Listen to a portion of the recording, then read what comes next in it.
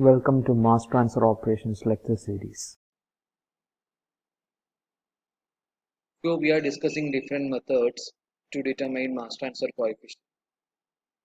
In last class we used theories of mass transfer to determine mass transfer coefficient. So today let us discuss how the analogies between momentum, heat and mass transfer can be used to determine mass transfer coefficient. To study this, let us consider a system in which all the three transfer operations are taking place simultaneously. Consider a solid A and a liquid B flowing above the solid A. Let us assume the solid A was a flat surface and a solid A is soluble in liquid B. Also assume that the temperature of solid Ts is greater than the temperature of the liquid TL, which is flowing above the solid.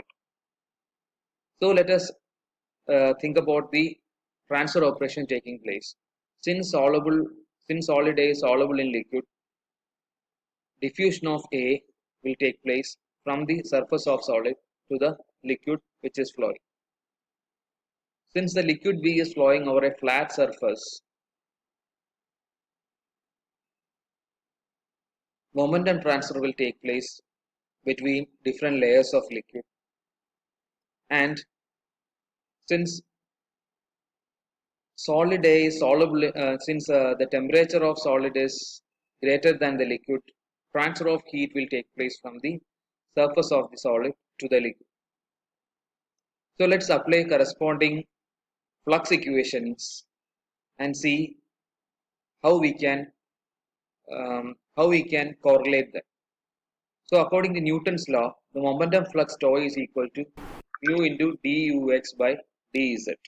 That is, momentum flux is proportional to velocity gradient, and we have the coefficient proportionality constant viscosity mu. We know kinematic viscosity nu is equal to mu by rho. So I can write mu is equal to rho into nu. Let's substitute for mu here, and I'll get momentum flux tau is equal to mu into d rho ux by dz.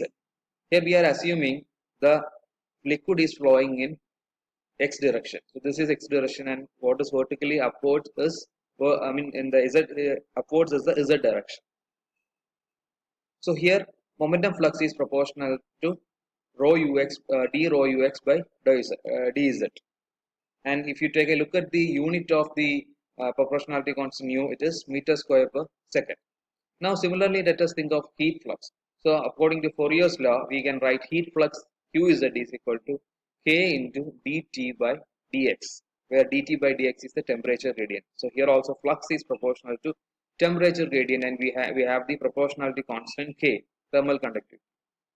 So we know the thermal diffusivity alpha is equal to K by rho Cp. So substituting here, I can write Qz is equal to minus alpha into d rho Cp by d rho Cp into T by dz.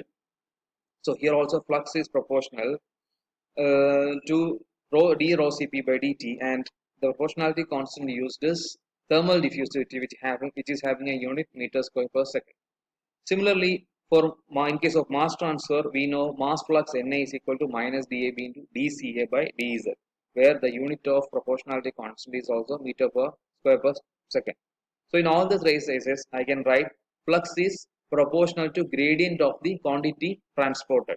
See here, momentum is transported. We have rho ux. Here we have a heat transferred, and we have a gradient of temperature. And in the third case, we have molecules transported, and we have the gradient of concentration. So we have seen expressions in case of laminar flow. Let us say the liquid is flowing through over the solid surface of turbulent conditions. So this will enhance heat, momentum, and mass transfer. So let's write corresponding equations in case of turbulent flow. Momentum flux T is equal to mu plus EV into d by dz of rho ux. Heat flux Qz is equal to alpha plus EH into d by dz of rho Cp into T. Mass flux Na is equal to minus dAb plus Em into dCA by dz. Here EV, EH and this is EM. EM are eddy diffusivity of momentum, heat and mass. These terms are added so that the enhancement in diffusion due to the turbulent flow can be considered. So it is quite obvious that all the transfer operations are connected. So let us try to develop correlations or analogies using the dimensionless groups studied for all the three operations. So we have discussed different dimensional numbers in case of momentum transfer, heat transfer and mass transfer. I have given you a chart also. Let us try to combine these dimensionless numbers and find some correlations. So the first analogy between heat, mass and momentum transfer is known as Reynolds analogy. It is used to estimate heat transfer coefficient or mass transfer coefficient if friction factor of the following flowing medium is known. So you can consider the same example here. Let's say I know the friction factor F of the liquid flowing through the solid surface. If I know the friction factor F, from that I can determine heat transfer coefficient H and mass transfer coefficient K using Reynolds analogy. Here it is the analogy is like this: STH, that is standard number for heat transfer, is equal to Nusselt number by Reynolds number into Prandtl number is equal to F by 2. We know the expression for Nusselt number, Reynolds number and Prandtl number. Nusselt number is HL by K, where K is the heat transfer coefficient. Sorry, here K is the thermal diffusivity. So if I know the value of F, I can use that by substituting Reynolds number and Prandtl number. I'll get Nusselt number, and from the Nusselt number I can calculate heat transfer coefficient. In case of mass transfer, standard ST suffix M represents standard number for mass transfer, which is equal to Sherwood number by Reynolds number into Schmidt number, which is equal to F by 2. Here we know Nusselt number and Sherwood number are analogous to each other. In fact, Sherwood number is the analogy for Nusselt number in heat transfer. F is the friction factor for fluid flowing through a pipe.